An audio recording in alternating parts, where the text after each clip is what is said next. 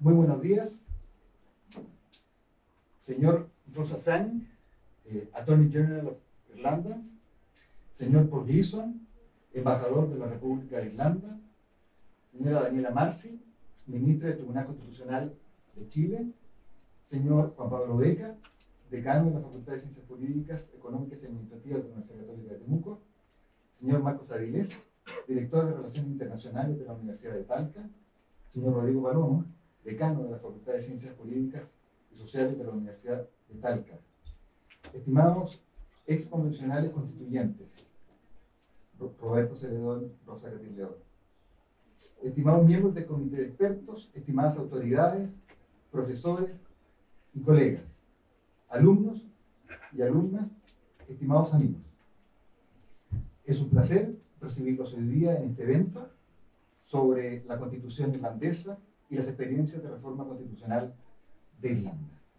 Por razones de tiempo, voy a ser muy breve, voy a dar inmediatamente la palabra, a el decano, de la Facultad de Ciencias Jurídicas y Sociales de la Universidad de Talca, señor Rodrigo Palomo. Señor Attorney General de Irlanda, señor Rosa Fanning, señor embajador de la República de Irlanda, don Paul Gleeson, señor director de Relaciones Internacionales de nuestra universidad, don Marcos Avilés, señor decano de la Facultad de Ciencias Jurídicas, Económicas y Administrativas de la Universidad Católica de Temuco, don Juan Pablo Beca, señoras y señores panelistas, profesores Daniela Méndez, Francisco Zúñiga y Gonzalo Aguilar, estimadas alumnas, alumnos, profesoras, profesores, representantes diplomáticos de países amigos, estimados asistentes. Muy buenos días a todas y a todos. Agradezco sentidamente al profesor Gonzalo Aguilar la invitación a compartir un saludo en nombre de la facultad esta mañana. Es un honor para nosotros como Facultad de Ciencias Jurídicas y Sociales de la Universidad de Talca darles la bienvenida a este evento organizado por la Embajada de Irlanda en Chile en colaboración con el Centro de Estudios Constitucionales de Chile, el CECOCH de nuestra universidad, coincidiendo además con la semana en que se celebra el Día de San Patricio, el Día Nacional de Irlanda, el 17 de marzo. En este marco nos complace recibir en el campus Santiago de nuestra universidad al Attorney General de Irlanda, señor Rosa Fanning. Son diversos los vínculos que unen a Chile con Irlanda, comenzando con inmigrantes irlandeses que hicieron de Chile su patria, como Ambrosio y luego Bernardo O'Higgins. Vimos que estuvieron también visitando y recordando a estas personas en el día de ayer. Pero hay una dimensión también menos analizada entre los vínculos de nuestros países, vínculos sociales, vínculos culturales, vínculos académicos, vínculos incluso religiosos. Hoy, gracias al trabajo asociativo con la embajada, que ha llevado adelante fundamentalmente nuestro profesor Aguilar, y la intervención, por cierto, del señor embajador, tenemos el honor de contar con la participación en este conversatorio del Attorney General de Irlanda. En este conversatorio tendremos oportunidad de conocer las impresiones de un experto en derecho constitucional acerca del ejemplo constituyente irlandés.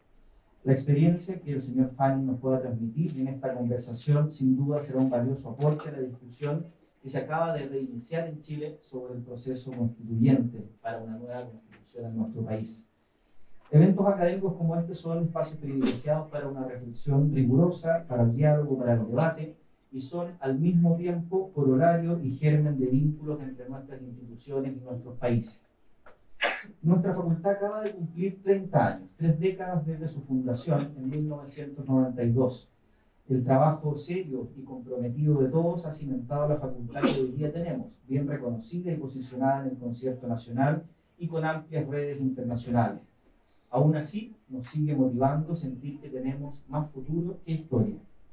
En nombre de la facultad y de la Universidad de Talca, quiero agradecer especialmente el trabajo que ha realizado el Centro de Estudios de Derecho Constitucional de Chile, el CECOCH, en este momento en particular de la historia constitucional de Chile, participando activamente y cumpliendo con el rol público que tiene nuestra universidad. Así que en nombre de la facultad agradezco en la persona del profesor Aguilar y de todo el equipo del CECOCH el trabajo realizado. Les doy la cordial bienvenida entonces a este evento y espero que sea fructífero para todas y todos. Buenos días, soy Paul Gleason, el embajador de Irlanda aquí en Chile. Y qué audiencia, ¿no? Pero todos ustedes necesitan ir al Irish Pub para el Día de San Patricio, directamente después de este evento. Muchas gracias, decano, y estamos encantados de estar aquí con ustedes en la Universidad de Talca para este importante evento de hoy, organizado conjuntamente con la Asociación Chilena de Derecho Constitucional. Y quiero agradecer a Francisco Zúñiga, Daniela Méndez y a mi muy buen amigo Gonzalo Aguilar por toda su ayuda en el evento de hoy, así como a Mercedes Aguirre Saravia de nuestro equipo de la embajada.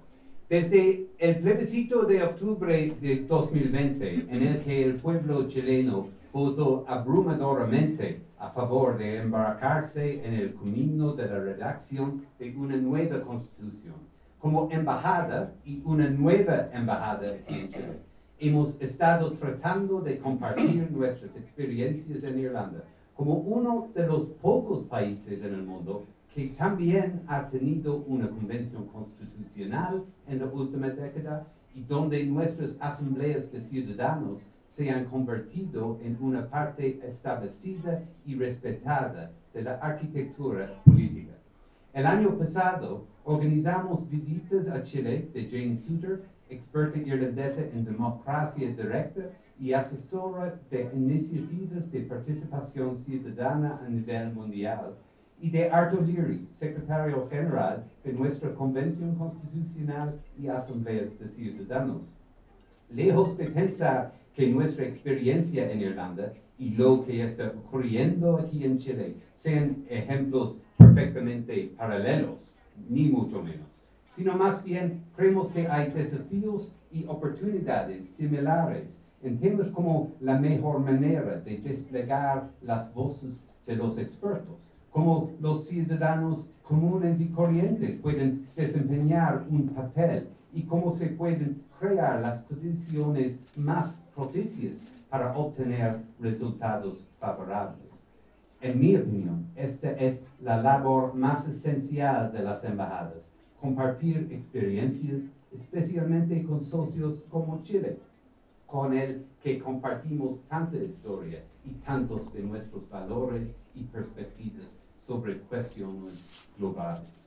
Pues bien, estoy encantado de que este Día de San Patricio, en el que el gobierno irlandés envía representantes a países socios clave de todo el mundo, este año nos hayan enviado al miembro del gabinete irlandés, que sin duda está mejor capacitado para hablar de la Constitución de Irlanda y de cómo la hemos reformado a lo largo de los años.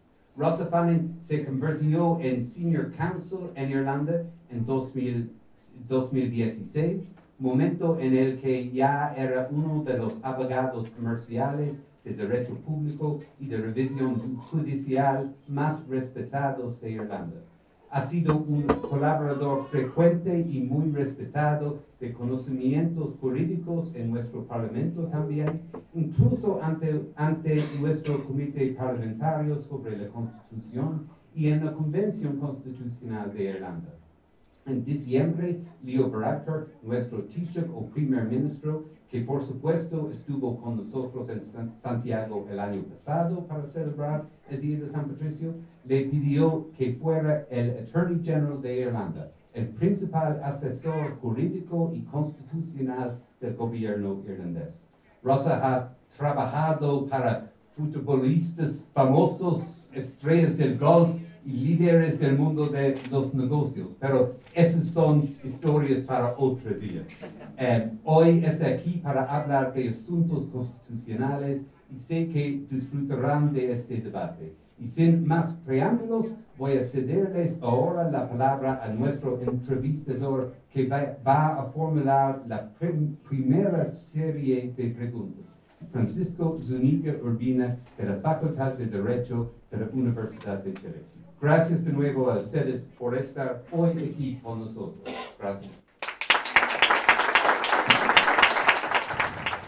Al general, muy buenos días, bienvenido a Chile. Tengo 3 preguntas. Las voy a formular en español, naturalmente, y dejarle una copia en inglés.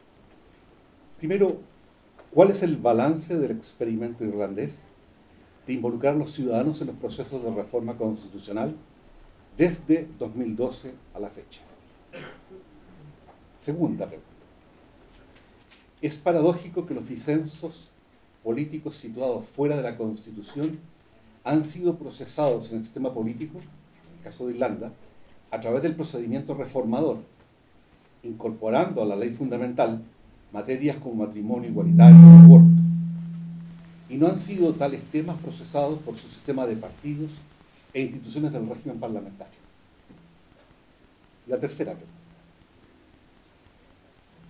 ¿Existe un riesgo para el sistema democrático en este componente decisional político, el referéndum, propio de la democracia plebiscitaria?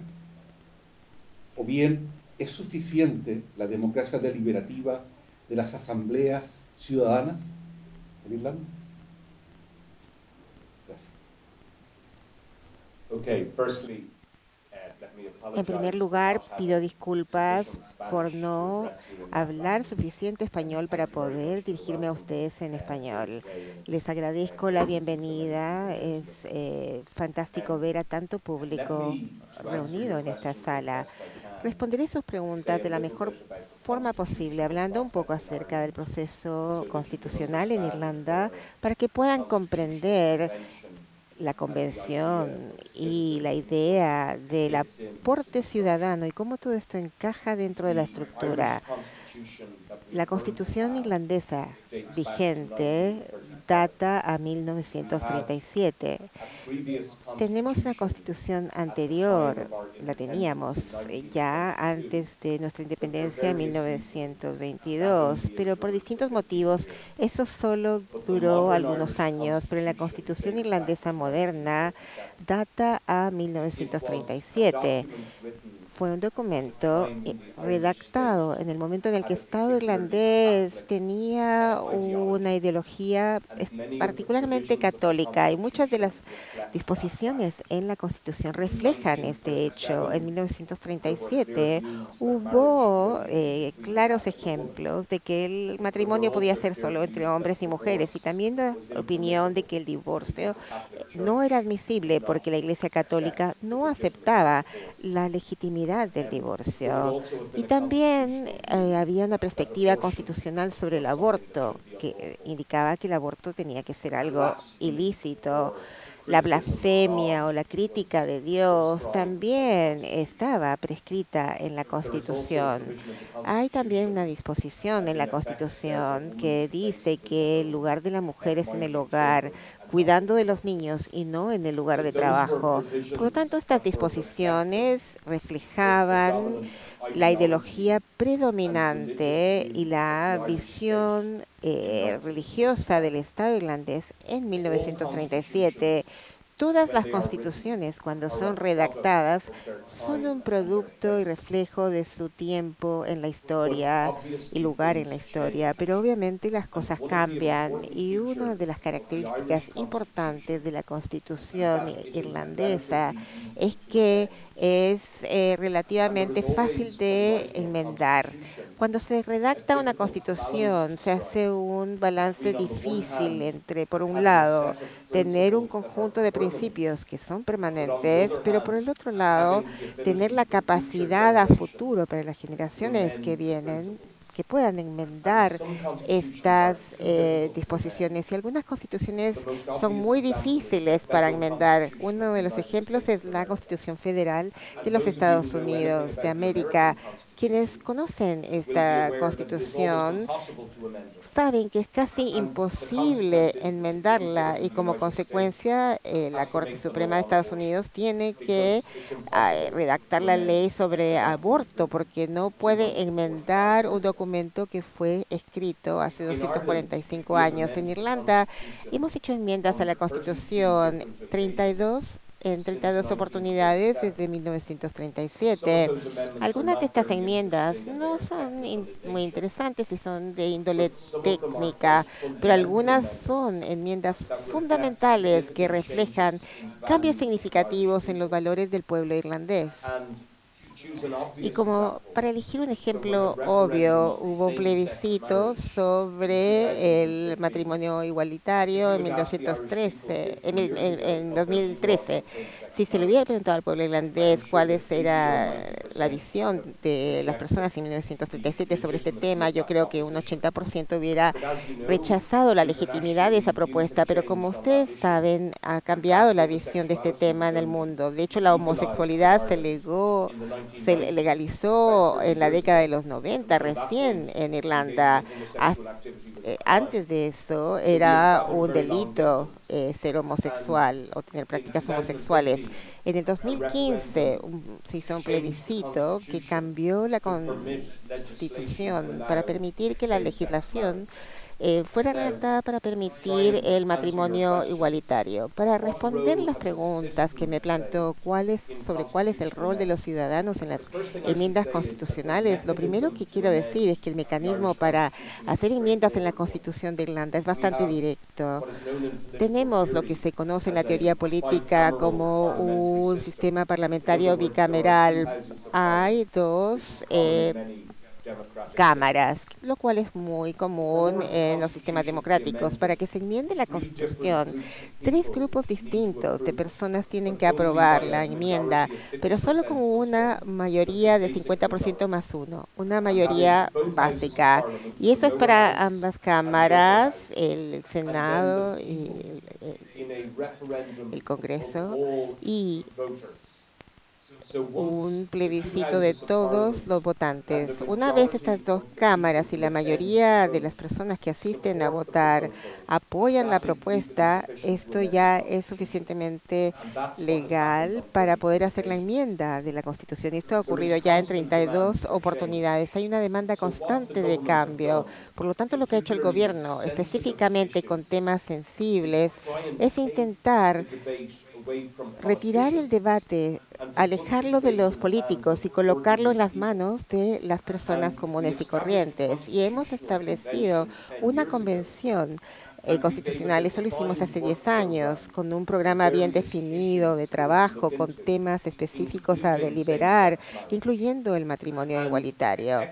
Y los expertos que participaron en esta convención dieron su perspectiva sobre cuál sería el efecto de este cambio, hablaron acerca de cuál era la postura equivalente en otras jurisdicciones, pero en definitiva la convención estaba compuesta de ciudadanos comunes y corrientes, de distintas edades, hombres y mujeres, de sectores rurales y urbanos. Era una representación de todo el pueblo irlandés, y 100 votantes también pudieron reflejar su perspectiva mayoritaria sobre los cambios que deberían ser efectuados en la Constitución. Las opiniones que ellos expresaron en la convención no eran obligatorias, no se tenían que cumplir, pero le dieron sustento al gobierno para poder introducir legislación que estuviera alineada con las visiones de la Convención Constitucional. Les di el ejemplo del matrimonio igualitario, pero también hemos liberalizado mucho la ley del aborto. En realidad, en Irlanda el aborto era ilegal por muchos años, pero el cambio constitucional lo ha permitido ahora. Y también hay una propuesta para atender un plebiscito en noviembre. Eso a veces es lo que se espera, pero a veces las cosas no cumplen con lo que uno planea. Pero ya a mediados de marzo queremos tener un plebiscito en noviembre para hacer una enmienda del artículo 41 de la Constitución irlandesa, que es la disposición anticuada que sugiere que el lugar de la mujer es en el hogar.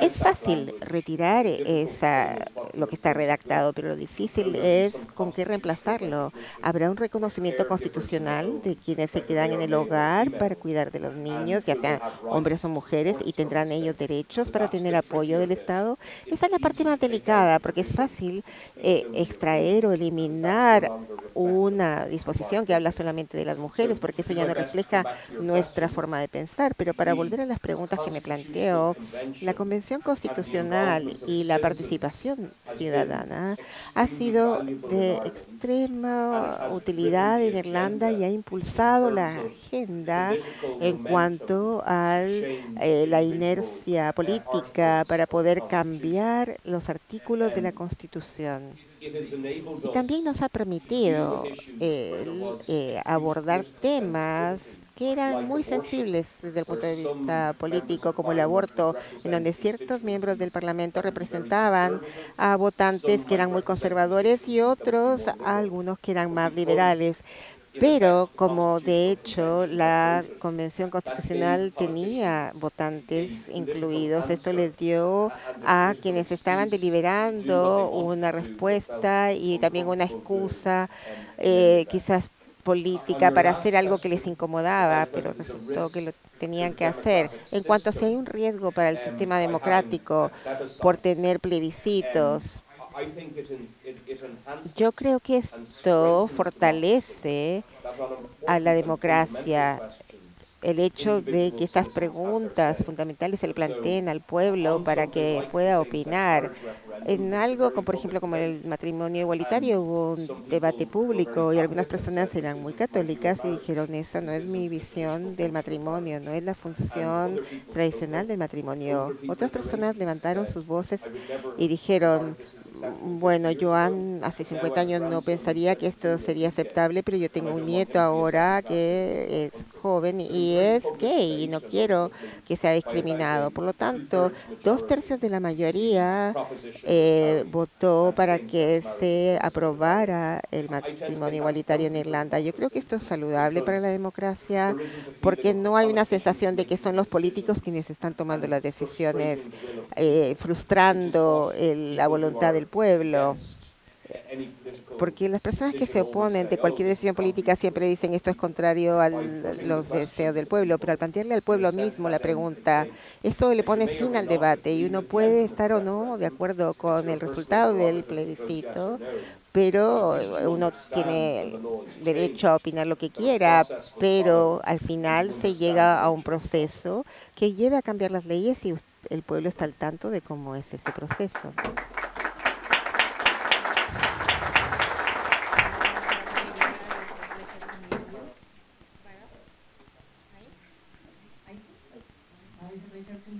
Es un placer conocerlo. Tengo 2 preguntas.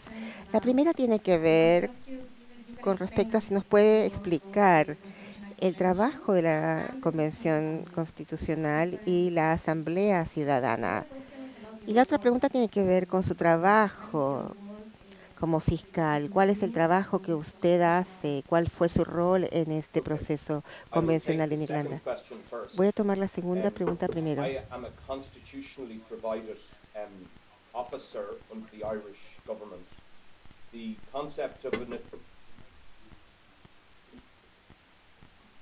Sorry, the microphone is on now. I beg your pardon. Okay, sí, nos I am a disculpamos. constitutionally established office holder in the Irish government.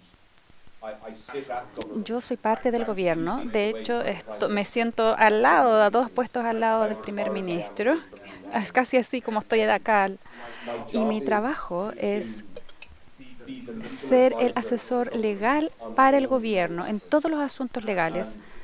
Y es un rol bastante importante porque toda la legislación tiene que ser considerada primero por mí en relación con su constitucionalidad. Entonces, si algún ministerio, por ejemplo, el de Hacienda, quisiera presentar una nueva ley tributaria, por ejemplo, yo tendría que analizarla para ver si primeramente es constitucional o no. O si el Ministerio de Educación quiere publicar una nueva ley, yo también tendría que analizar si esa ley en primer lugar es constitucional. Entonces, toda la legislación que viene del gobierno debe ser primero analizada por mí. Además, represento al gobierno irlandés en cualquier litigio a nivel internacional. Por lo tanto, como Irlanda es parte de la comunidad europea y alguien nos demanda por el Tribunal Europeo en Luxemburgo, yo sería el representante legal del gobierno. Ahora, yo no puedo litigar cada uno de los casos, pero yo soy la cúspide de la estructura y yo puedo nombrar a los abogados encargados de litigar cada caso y me reportan a mí. Entonces, es un rol constitucional bastante importante.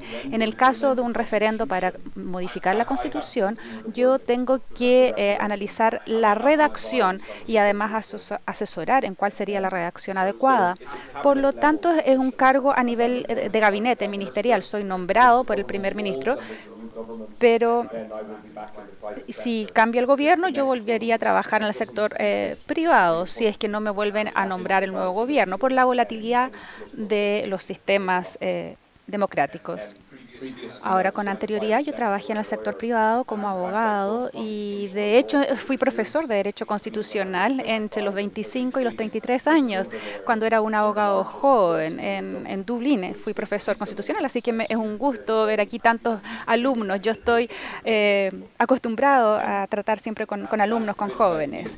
Bueno, eso es un poco sobre mí. Ahora, la primera pregunta, si no me equivoco, era sobre la Convención Constitucional y la Asamblea de Ciudadanos, ¿cierto? Ahora, para entregarles un poco más de detalles en cuanto a su funcionamiento, la composición es elegida al azar a partir del registro electoral y simplemente se les escribía al azar a las personas y se les pedía que participaran en estas organizaciones. Se les pagaba los gastos de participar a las reuniones, que eran un día sábado en un hotel en Dublín, y las personas que no vivían cerca de ese hotel se les daba la oportunidad de alojamiento, o si tenían que pagar bus o metro o benzina, y eran los días sábados de todos los meses durante un periodo dado para poder maximizar la participación. Y además, porque las personas normalmente trabajan de lunes a viernes, entonces así podían participar. Ahora, no se les pagaba a los participantes, pero lo hacían como un tema de obligación cívica, como quizás se hace en muchos países, en los jurados, por ejemplo, que no se les paga si tienen que participar en un juicio penal. Esta es una obligación cívica. Ahora, la Convención Constitucional es un grupo de ciudadanos a quienes se les hacían preguntas específicas sobre algunas propuestas específicas para la reforma constitucional.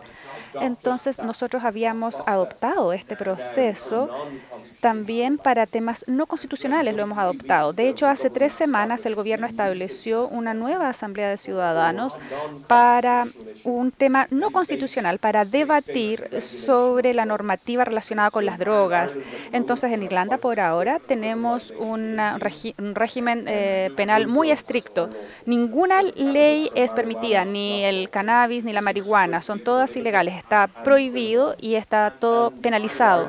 En Irlanda, también como en muchos otros países, existe un debate en cuanto a si debemos que equilibrar la situación. Y como es un tema sensible, además, el gobierno ha establecido una asamblea de ciudadanos para debatir sobre esta pregunta de cómo regularizar o las drogas. Y los miembros de esta asamblea van a escuchar a distintos expertos internacionales y también médicos de Irlanda que tratan a personas que han abusado de las drogas o que son drogadictos y cuáles son las consecuencias también de la adicción, porque es importante que las personas que están a favor de la liberalización de las drogas también entiendan cuáles son las potenciales consecuencias adversas de esta situación. Entonces, esta asamblea de ciudadanos se estableció hace 3 semanas y, de hecho, un día llegué a mi casa y en mi casa me llegó una carta del primer ministro donde me decía que mi nombre había sido seleccionado al azar con este sistema y que tenía que participar. Ahora, por supuesto que yo no lo puedo hacer porque no es apropiado por el cargo que yo tengo. O sea, yo ya participo del gobierno y yo soy parte de la creación de esta asamblea. Pero en el fondo, para que vean que es un nombramiento al azar que se hace en base a las personas que están en el registro electoral. No sé si con esto he respondido todas las preguntas, pero al menos para que tengan una idea de los procesos que vivimos en Irlanda.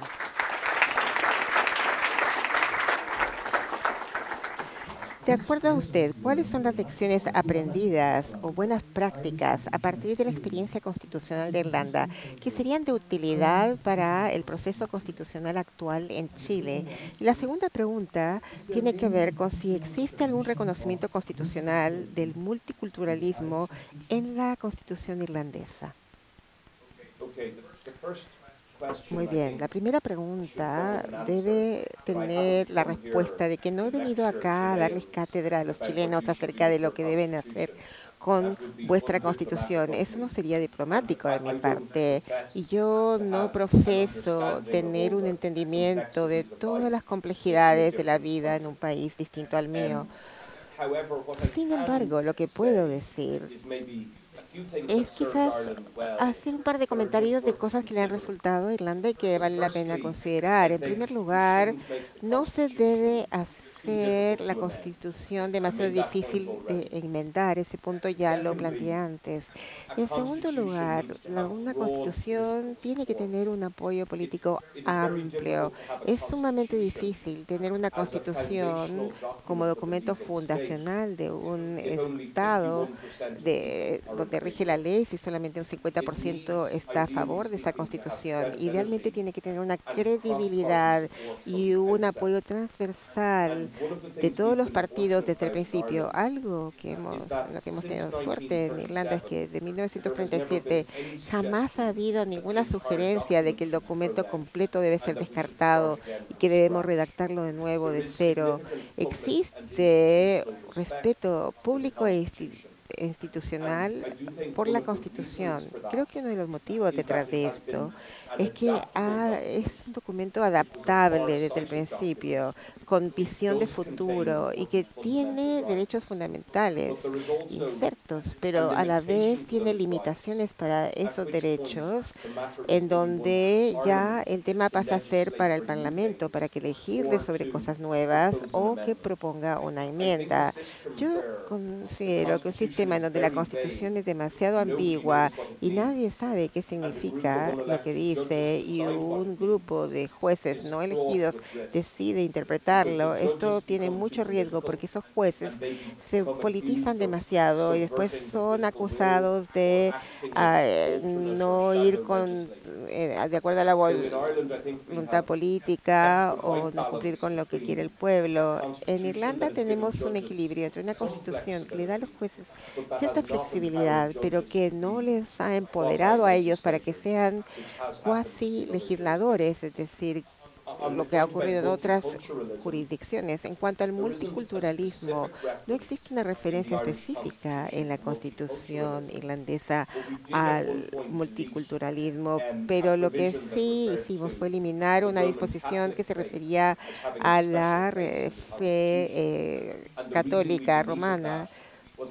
Y nosotros decidimos eliminar eso porque ya no lo consideramos adecuado. Hay garantías igualitarias y libertad de credo en Irlanda, pero eso es lo más cercano que hemos llegado a modificarlo. Y las disposiciones ahora que se incluyen en la Constitución para lograr mayor igualdad, por ejemplo, en la ley laboral, ahí se prohíbe la discriminación por parte del empleador con causales protegidos, por ejemplo, no se puede discriminar por género, por edad o por origen étnico o racial, y tampoco se puede discriminar con respecto a la orientación sexual. Por lo tanto, sí tenemos legislación igualitaria que obviamente fundamenta las disposiciones de calidad que también se expresan más adelante en el documento. La Constitución no se refiere acerca del multiculturalismo específicamente, porque el pueblo irlandés en 1937 era muy homogéneo, pero como ha pasado en muchos países, eso ha cambiado. La migración es una característica del mundo moderno. Y en Irlanda, en este último año, 75.000 ucranianos han ingresado al país después de la invasión rusa de Ucrania. Eso es un poco más del 1% de la población que proviene de Ucrania, y por lo tanto eso es una cantidad de personas significativas. que han sido desplazados. Por lo tanto, la legislación ha tenido que ir cambiando rápidamente. Ahí influye, obviamente, toda esta migración de Europa y también de los países africanos. Muchas gracias. Tenemos espacio para las preguntas del público. No sé si alguien desea formular alguna pregunta a Fernando General. ¿Sí? Carlos, por favor. Acá. Carlos. Yes. Okay. It works. Well, I'll speak in English as well. Hablaré en I work for inglés. the También Dutch trabajo para la Embajada de Holanda en Santiago y estudio Derecho. Por lo tanto, me fascina este tema, me encanta. Y leí que Holanda tiene una corte, un tribunal constitucional también. ¿Es verdad eso? No exactamente. La Corte más, la Suprema es el organismo más alto con una jurisdicción general que no se limita a casos constitucionales. Puede procesar casos contractuales o corporativos también, pero es justo decir que se especifica en casos constitucionales. Solamente se llega a la Corte Suprema cuando hay un punto importante con respecto al derecho. El sistema de los tribunales, en donde los casos más comunes se ven, empiezan es la High Court, la Corte más alta, y después se hace la apelación en los tribunales para apelar, y solo se llega a la Corte Suprema cuando hay algo muy fundamental con respecto al derecho, y eso es mucho más común en un caso constitucional que en un tema contractual entre empresarios. Pero la Corte Suprema tiene la discreción de elegir cuáles son los temas de derecho de importancia general, pero hay un sesgo hacia el derecho público y los casos constitucionales en los casos que llegan a la Corte Suprema. No es demasiado distinto a la Corte Suprema de Estados Unidos en ese aspecto, que tiene también esta capacidad, esta facultad, y que solamente llegan a ciertas apelaciones de las cortes estatales o tribunales estatales. Okay. Mi nombre es Daniel Grimaldi, soy director ejecutivo de la Fundación Siglo XXI. Quisiera preguntar de qué manera la inclusión de personas comunes y corrientes en la discusión de reformas constitucionales ha mejorado la imagen de las instituciones políticas en Irlanda. Es decir, después de todo el proceso de inclusión de ciudadanos comunes, ha mejorado en las encuestas, por ejemplo, en la opinión del público, la imagen que existe de los políticos, del Congreso particularmente. Yo creo que siempre hay personas en cualquier sistema político que van a criticar a los políticos. Pero así funciona la democracia, ¿no? Las personas se pueden quejar del clima, del equipo de fútbol, y también se pueden quejar del gobierno. Ese es un derecho que tienen las personas en todos los países. Ahora, yo no creo que una convención constitucional sea la panacea y que cure todos esos problemas. Sin embargo, sí pienso que da cierto nivel de legitimidad a los políticos que proponen cambios constitucionales. Si ellos dicen, estamos proponiendo matrimonio igualitario, por ejemplo, y estamos actuando en base a las recomendaciones de la Convención Constituyente, donde los ciudadanos han escuchado distintos argumentos y se han tomado el tiempo, han trabajado muchos sábados durante muchos meses y han considerado el tema y votaron a favor de eso, crea una legitimidad política en relación con el proceso en cuanto a su origen.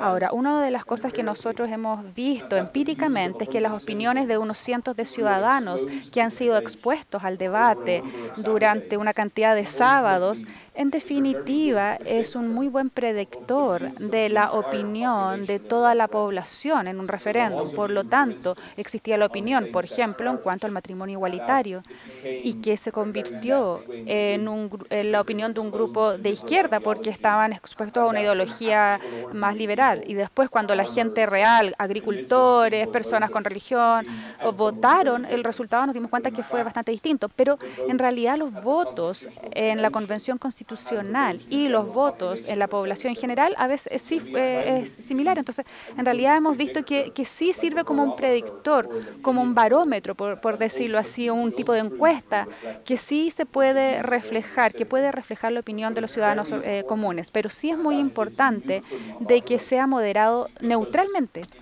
porque en cualquier grupo, como un focus group, por ejemplo, el grupo puede ser influenciado en base a lo que escuchan, a quienes se les dice algo. Por lo tanto, lo que nos preocupamos mucho en Irlanda es esta idea de la neutralidad como parte del proceso para permitir a las personas que tomen su propia opinión. Entonces, si hay un experto a favor de algo en el panel, también tiene que haber un experto contra, y las personas tienen que escuchar ambos argumentos.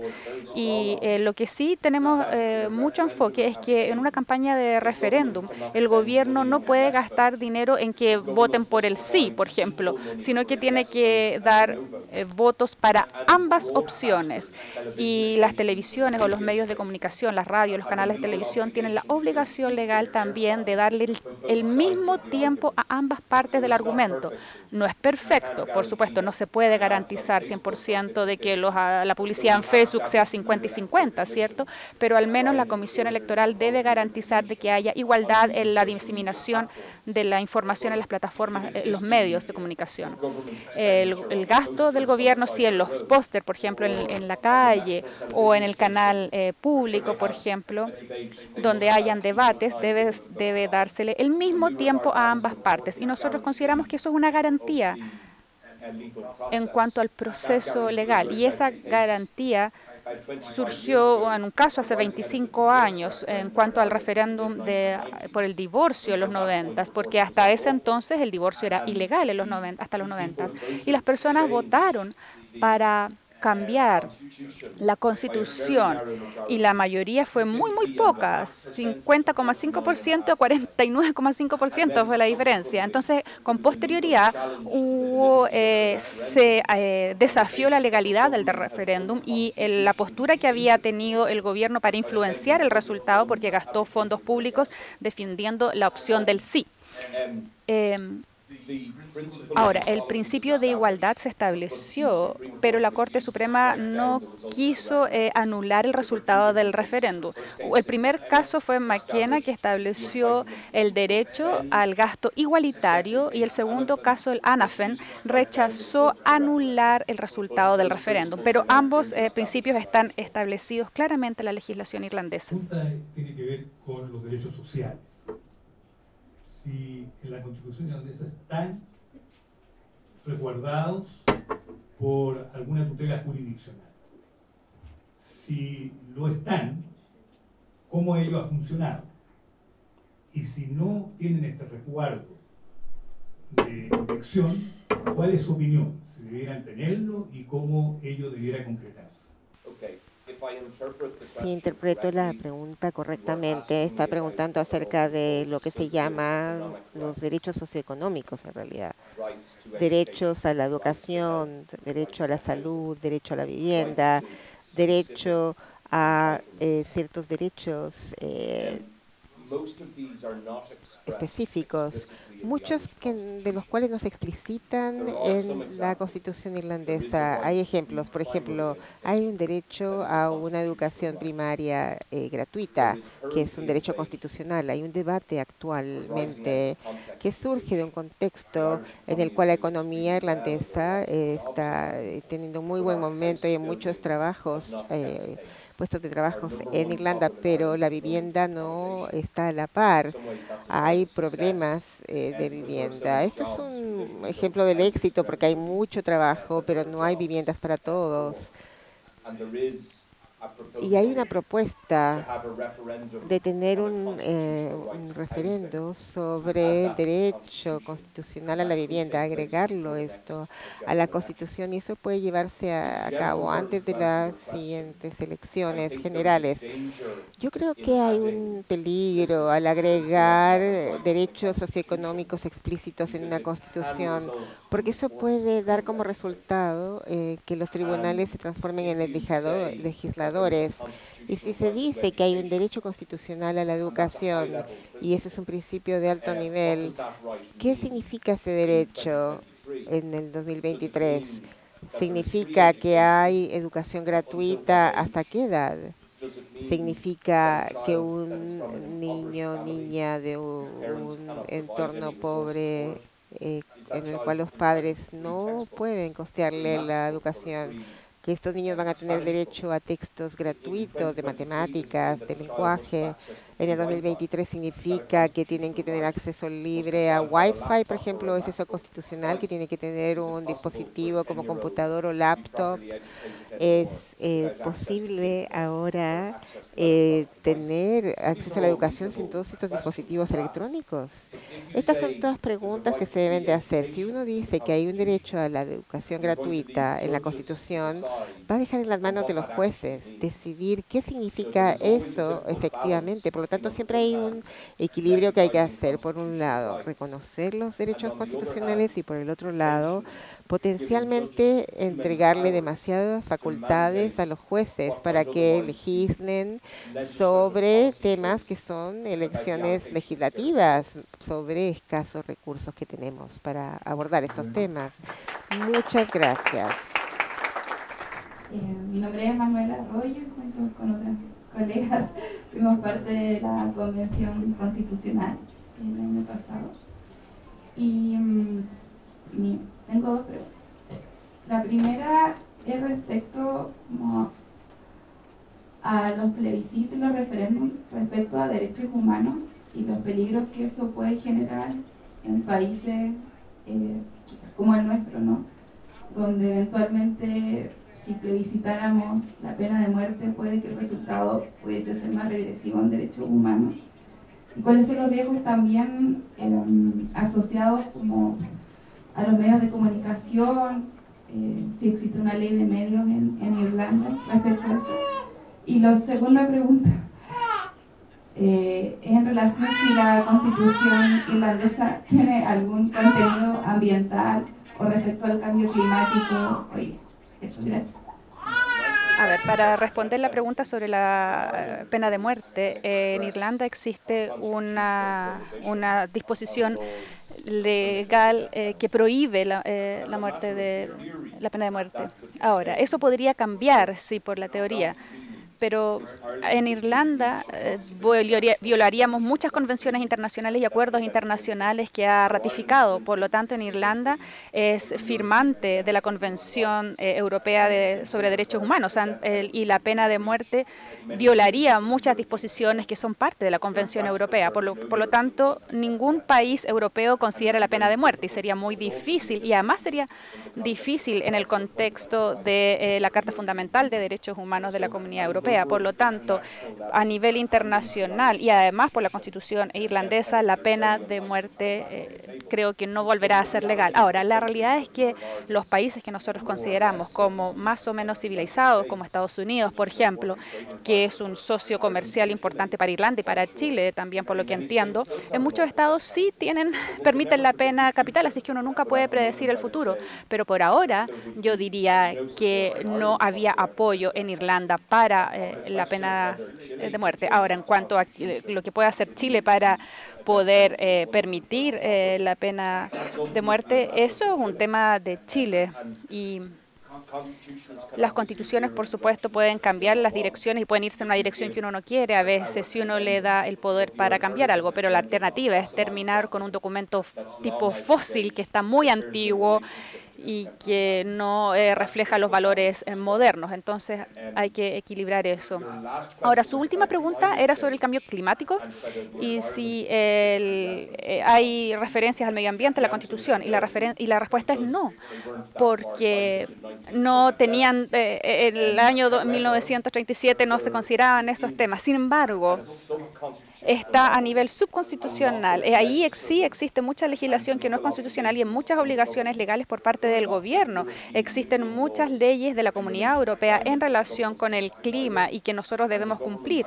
Y el gobierno irlandés puede ser demandado incluso en el Tribunal Europeo por violar esas leyes medioambientales. Además, existe legislación nacional y el gobierno está siendo demandado justamente en los tribunales irlandeses por ciudadanos irlandeses por no cumplir con las disposiciones legales en relación con el medio ambiente y el cambio climático. El gobierno actual tiene una coalición y el partido más pequeño es el Partido Verde, que es parte de la coalición. Y es un partido que existe en distintos países y tiene distintas políticas, pero por lo que es más conocido este Partido Verde es, por supuesto, en temas relacionados con el medio ambiente. Por lo tanto, el programa del gobierno actual de Irlanda tiene un fuerte enfoque medioambiental. Parece que me preguntó algo que no respondí, si no me equivoco. ¿Si me puede repetir? De los medios de comunicación, como la influencia en los plebiscitos. Los medios. A ver, perdón, no tomé nota, sabía que me había olvidado de algo que me había preguntado. A ver, hay un derecho a la libertad de expresión en la Constitución, por lo tanto los medios tienen derechos constitucionales. Sin embargo, esos derechos no son absolutos. Las personas tienen derecho a su buen nombre.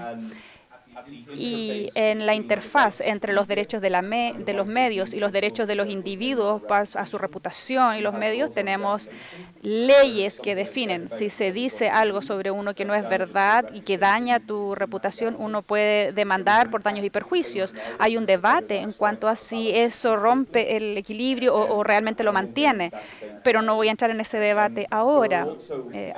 También existen debates en Irlanda sobre temas de privacidad, especialmente en el mundo de los medios sociales, por ejemplo, y las fotos, los teléfonos con cámara y la forma en la que uno está publicada. Y eso lleva a muchos problemas jurídicos. Y antes de tener este cargo, normalmente representaba a clientes como Google, YouTube, Facebook, Twitter, en litigios en los tribunales irlandeses. Entonces es una área que conozco bastante bien, la verdad. Pero creo que es suficiente decir que ese va a ser un tema controversial en todos los países realmente para la próxima década o las próximas 2 décadas. Cuando yo empecé trabajando como abogado no existían ni Facebook ni Twitter. No soy tan viejo, a todo esto tengo 46, pero el mundo ha cambiado mucho en 23 años. La mitad de mi tiempo, o sea, cuando yo empecé a trabajar, algunos de los problemas que han surgido ahora no existían en ese entonces, pero son distintos en cada jurisdicción y la mayor parte de los sistemas judiciales están tratando de alcanzar y tratar de abordar estos nuevos temas que están surgiendo. Tengo una pregunta. ¿Hay una disposición en la Constitución para una Irlanda unida? Y si hay, ¿eso puede ser implementado debido a lo que ha ocurrido en el norte y lo que ha pasado con las elecciones? Contexto. Es buena pregunta para quien se interese en Irlanda, menos para quienes han venido a pensar acerca de la Constitución chilena, pero responderé. En primer lugar, Irlanda está dividida en 32 condados, 26 de los cuales están en lo que es técnicamente Irlanda, pero por lo general se le refiere como la República de Irlanda, pero 6 de estos condados en la parte nororiente, un cuarto del país, es denominado Irlanda del Norte. Por lo tanto, hay 2 jurisdicciones legales en la isla de Irlanda. Tiene un contexto histórico muy complicado. Quienes tienen descendencia británica llegaron a Irlanda, viven en esta parte, y en la parte nororiente esto es una gran mayoría. Y cuando Irlanda se independizó en 1922, esto dividió al país, lo dividió entre Irlanda y Irlanda del Norte. Basta decirles a ustedes que esa división ha sido políticamente muy controvertida en los 100 años que tiene de existencia Irlanda. La postura constitución de Irlanda en el artículo 32 en adelante es que no reconocemos a Irlanda del Norte como legítima y que ese límite se veía como algo provisorio, pero hace 25 años aceptamos ciertos principios acerca del consentimiento y del consenso y cambiamos la redacción de los artículos 2 y 3 de la Constitución, pero en términos sencillos, el estado de la Constitución de Irlanda, es decir, no incluyendo a Irlanda del Norte, es que la unificación irlandesa es algo deseable y es algo que debería ocurrir. Esa es la postura constitucional, si uno lee el artículo 1 y 2 de la Constitución. Pero uno se acepta que eso solamente puede ocurrir en una forma pacífica y con consenso. Y para que exista ese acuerdo, tienen que haber de ambos lados de esta frontera provisoria que existe un acuerdo, y eso no parece haber surgido aún, ese acuerdo. El gobierno británico tiene un secretario de Estado en Irlanda del Norte, y esa persona es quien tiene que llamar a votaciones sobre este tema, y no hay indicaciones de que esto vaya a ocurrir prontamente. Lo que está haciendo el gobierno irlandés es que ha creado algo que se llama la iniciativa de isla compartida, con muchos proyectos jurídicos para aumentar el alineamiento entre ambas partes de la jurisdicción de la isla. Uno se llama el de mapeo del norte, un proyecto que aborda el tema de las diferencias que existen entre ambas partes de Irlanda, y tratando de identificar cuáles son esas diferencias y tratar de encontrar posibilidades de alinearlas más a futuro. Esta es una pregunta muy importante con alguien que tiene experiencia en Irlanda, eso me queda claro. Y la respuesta complicada en términos sencillos es que Irlanda sigue siendo un país dividido. No ha habido violencia en los últimos 25 años desde ese acuerdo del Good Friday, del Viernes Santo, y sí es el deseo político del gobierno y del país que esto se logre. Quisiera agradecer muy especialmente a Rosa Fanning, Attorney General de Irlanda, por esta charla, esta conversación. Quisiera agradecer también a los profesores invitados, Francisco Zúñiga y Daniela Méndez. Quisiera muy especialmente agradecer al embajador Paul Gleason, ¿no es cierto?, por su gentileza, a todos los asistentes, a los amigos, amigas, a los estudiantes, a los que han hecho las preguntas, todas muy interesantes, y están todos cordialmente invitados a un café en el primer piso de, digamos, este edificio. Well, let's see. Hang on, what time?